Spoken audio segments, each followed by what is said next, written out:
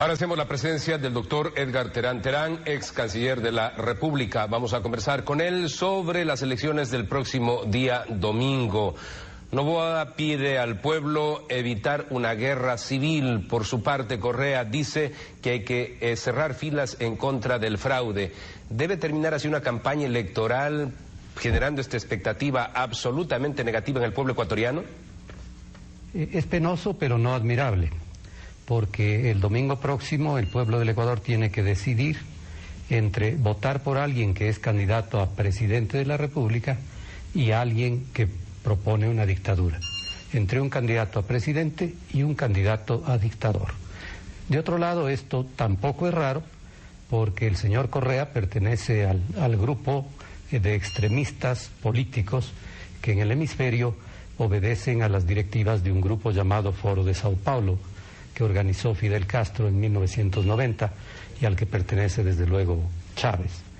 Este grupo de gente ha decidido entre sus estrategias acceder por medios democráticos a la jefatura de los estados y desde el estado dar un golpe de estado pro-marxista.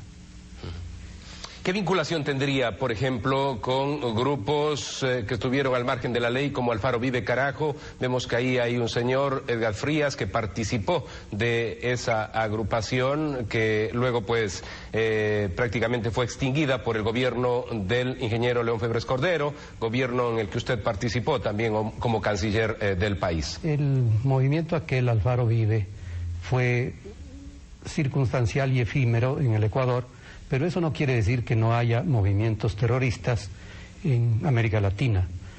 Las FARC son probablemente el grupo más destacado de ese terrorismo.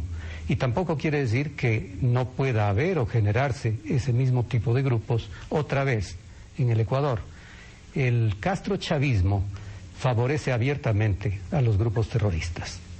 Y un candidato que propone no solamente una política exterior coincidente con el castrochavismo, sino que además se manifiesta pues plenamente amigo y admirador del dictador Chávez de Venezuela, está inscrita dentro de esa orientación. Por eso insisto, el pueblo del Ecuador tiene que elegir entre alguien que quiere ser presidente de la República, jefe de un Estado de Derecho, o alguien que pretende ser dictador. Las herramientas para volverse dictador son muy sencillas.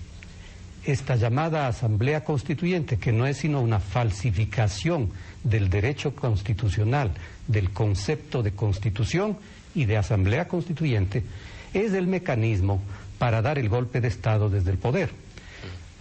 Estuvimos hace algunos meses atrás en Bolivia, tuvimos una entrevista con el presidente Evo Morales. Él hablaba de la constituyente como la posibilidad de la refundación de ese país. Luego volvimos a tener un diálogo hace muy pocos días en las Naciones Unidas. Fue intolerante, prácticamente me insultó por preguntarle de si estaba pues entrando al caos Bolivia. Había una reacción de varios departamentos de su país y si acaso estaba también su gobierno en peligro.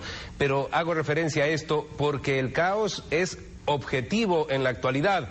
Quieren crear una constituyente paralela, el Senado se quiere retirar, no tendrían Congreso.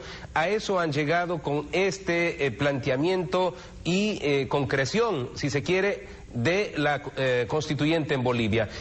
¿Habría un símil? ¿Se podría reflejar lo de allá con lo que podría ocurrir en el Ecuador si se persiste en la constituyente? No cabe duda, son procedimientos absolutamente gemelos los que tiene en práctica el señor Morales en Bolivia, lo que practicó ya en Venezuela Chávez y lo que propone Correa acá. La intolerancia de la cual usted ha sido víctima no debe extrañarle, porque toda dictadura marxista es totalitaria, todo neoestalinismo es totalitario y no respeta los derechos de los ciudadanos y desde luego no los de la prensa. Pero quiero explicarle algo que constituye la prueba evidente del cordón umbilical entre todos estos extremismos, estos totalitarismos. Hay unos profesores españoles de la Universidad de Valencia que trabajan en el Ecuador con un proyecto con una de las universidades de Quito. El uno de apellidos Viciano Pastor y el otro de apellidos Martínez Dalmau.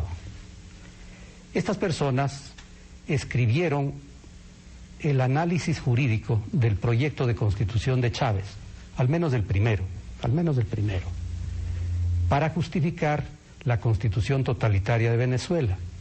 Un día de noviembre del año 99 entregaron su análisis jurídico encargado por Chávez, pagado por Chávez, justificativo plenamente de la constitución totalitaria que tiene Venezuela. Y un poco tiempo después, los dos, Viciano Pastor y Martínez Dalmau, escribieron un libro totalmente justificativo ya del gobierno de Chávez. Ese libro lo he leído. Ahí se explica cómo se da el golpe de Estado desde la Asamblea. Lo primero es, la Asamblea se elige en una fórmula que permite llenarla de corifeos, de gente allegada a los extremistas.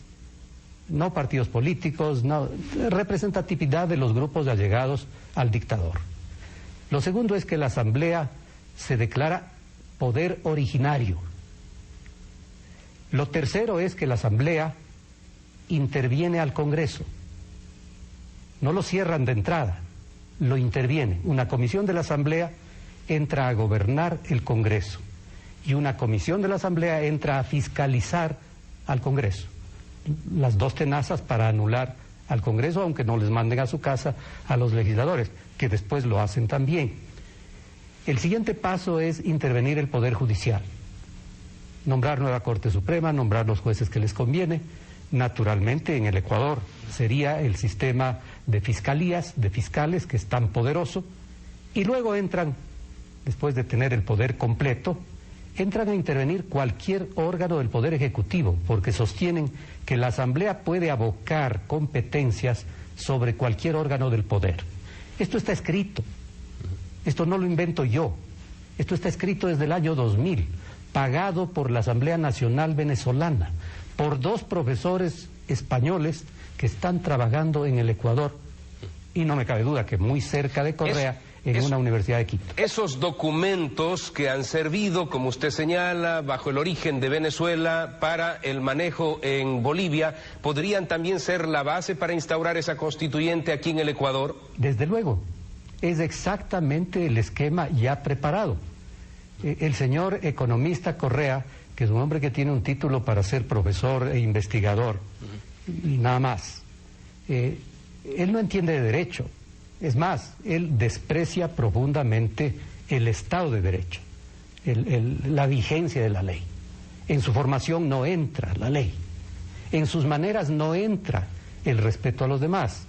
El símbolo de la correa y dale correa, dale látigo, eso demuestra ya el temperamento brutalmente autoritario, no solamente los precedentes de su filiación con el grupo del Foro de Sao Paulo, del neomarxismo de América Latina.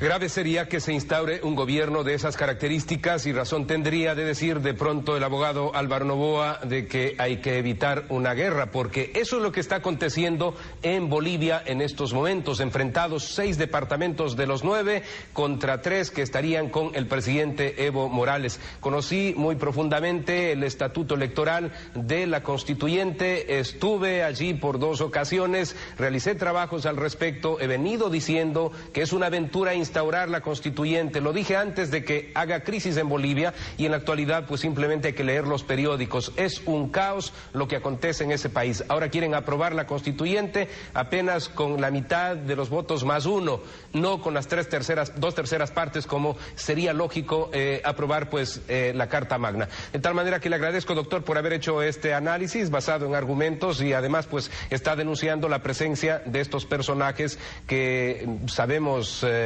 han actuado en Bolivia, y nada bueno es lo que está aconteciendo en ese hermano país. ¿Quiere concluir, doctor, con alguna idea más? Decirles a los ecuatorianos que no tienen lugar a mayor hondura en el análisis. El domingo hay que escoger entre uno que es candidato a presidente de la República, con simpatías o antipatías que pueda provocar, y otro que propone ser dictador marxista, chavista, castrista.